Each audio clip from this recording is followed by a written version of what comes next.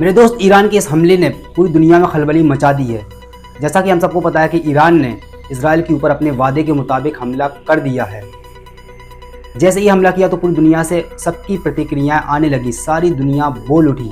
किसने क्या बोला है, आइए चलिए जानते हैं। तो चलिए शुरू करते हैं आज की इस बड़ी खबर के साथ। मैं ताजुल मंसूरी, आप देख रहे हैं इंटरनेशनल अवेयरनेस। जब ईरान ने हमला किया तो सबसे पहले अर्जेंटीना के विदेश मंत्रालय से एक बयान आया है, जिसमें अर्जेंटीना ने कहा है कि ईरान के द्वारा जो हमला किया गया है, हम इसका विरोध करते हैं और इजराइल के साथ अपनी एकजुटता दिखाने के लिए व्यक्त करते हैं, यानी इजराइल के साथ अपना पूर्ण समर्थन दिखाते हैं। वहीं ब्राजील के विदेश मंत्रालय ने भी एक बयान जारी किया, जिसमें उन्होंने कहा कि हम बहुत ही आश्चर्यजनक रूप से, यानी बहुत ही चिंता के साथ इस खबर को सुन रहे हैं कि ईरान ने इजराइल पर सीधे हमला कर दिया। ईरान ने इजराइल के ऊपर इतनी सारी मिसाइल और ड्रोन दाग दिए। वहीं कनाडा ने भी अपना पूर्ण समर्थन इजराइल के साथ दिखाते हुए कहा कि हम ईरान के इस हमले की स्पष्ट रूप से निंदा करते हैं।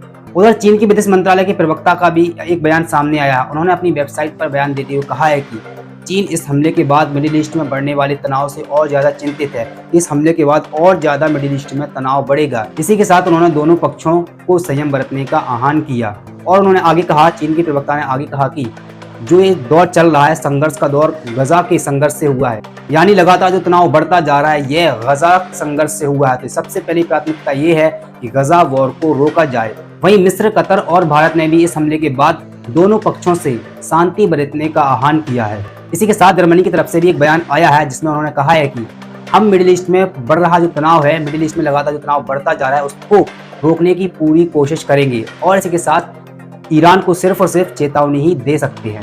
उधर लेबनानी समूह हिजबुल्लाह ने ईरान के इस हमले की प्रशंसा की और कहा कि यह हमला साहसी निर्णय था, यानी कि साहस वाला ये हमला था। इसी के साथ मलेशिया के प्रधानमंत्री इब्राहिम अनवर, उनके द्वारा भी एक बयान दिया गया है। उन्होंने भी इस हमले के बाद अपनी प्रतिक्रिया देते हुए कहा कि यह जो हमला हुआ है, ईरान के द्वारा जो हमला किया गया है, वह इजराइल के द्वारा जो ईरान के दूतावास पर हमला किया गया था, अंतर्राष्ट्रीय कानूनों का उल्लंघन किया गया था, उसका अंजाम है यह हमला। इजराइल ने जो गलती की थी ईरान के दूतावास पर हमला कर कर, उसका खामियाजा भुगत रहा है अब इजराइल। इसी के साथ उन्होंने ये भी कहा कि दोनों पक्ष अब शांति का बर्ताव दिखाएं।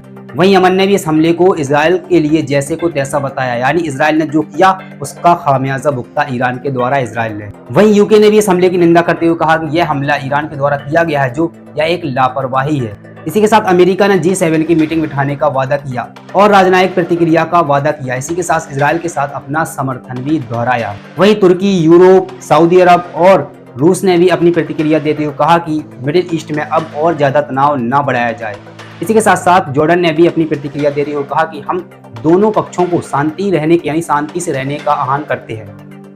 लेकिन यहाँ पर जॉर्डन तो सबसे बड़ा दोगलापन दिखा रहा है। एक और तो शांति भी बता रहा है कि शांति होनी चाहिए मिडिल ईस्ट में, ऊपर से लगातार इजराइल का समर्थन भी दिखा रहा है एक साइड से, क्योंकि ये देख लिया है सबने कैसे जॉर्डन ने ईरान के द्वारा जो मिसाइलें दागी गई थी उनको रोका था। उनको रोकने में सहायता की थी अमेरिका, ब्रिटेन के साथ साथ जॉर्डन भी शामिल था उस हमले को रोकने में।